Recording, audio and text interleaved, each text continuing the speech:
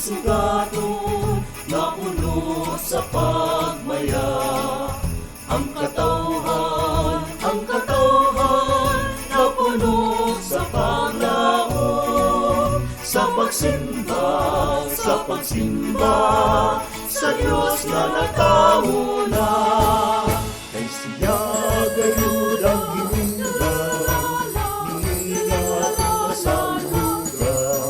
Kay si Kristo ang hari, ug atong manunubos. Atong abihan,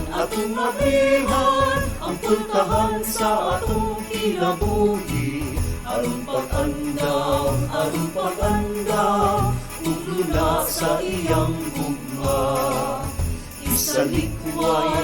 Isalikway ang pagdumot ug kahapon, ug ang kahayag sa Dios na maampun mo.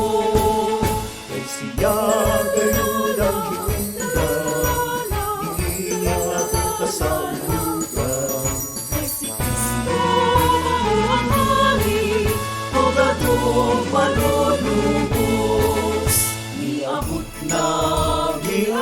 na ang panahon nga labing bulahan. Atong sugaton, napuno sa pagmaya. Ang katawhan, napuno sa paglaom. Sa pagsimba, sa Diyos nga nagtao na. Sa pagsimba, sa Diyos